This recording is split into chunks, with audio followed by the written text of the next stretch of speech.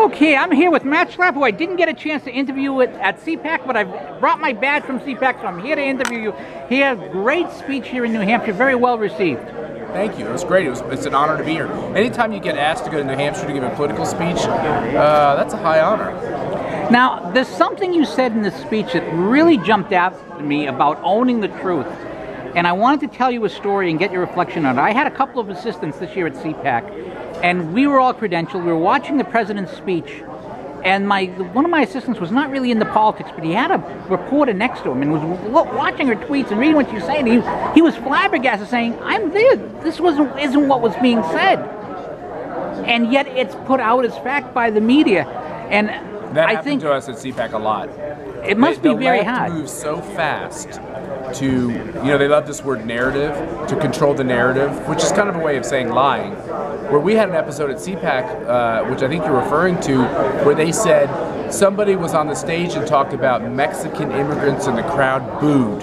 The crowd didn't boo anything about Mexican immigrants. What the crowd booed is when a liberal that we had on a panel that I was on said that he felt like most of these illegal immigrants from Mexico would really end up being Republicans. And the crowd said, I don't know if I buy that. So they're out there pushing these things, these lies so quickly.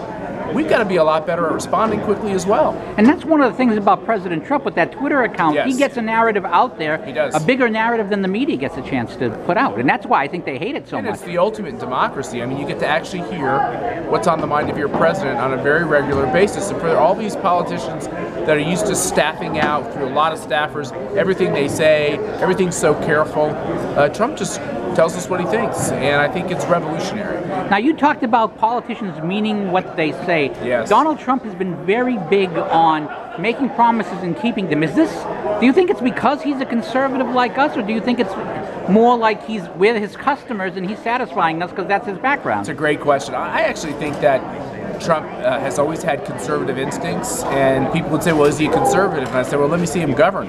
Well, he's governing like a conservative. And I also think that there is something to the fact that he is, if he says he's going to do something, he's going to get it done. I think he feels like it's his reputation on the line. If he is going to say he's going to get something done, it feels like he has to deliver. That's a shock in politics. Now, he's been big at CPAC the last 2 years. It's been really something to be there for the 2 years with the president and vice president there.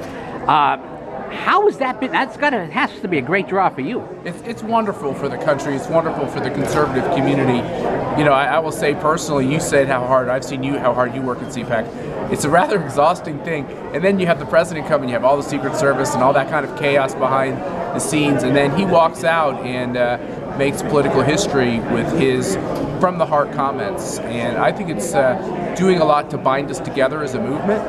And I think it reminds us all that we have an opportunity now where we could actually win.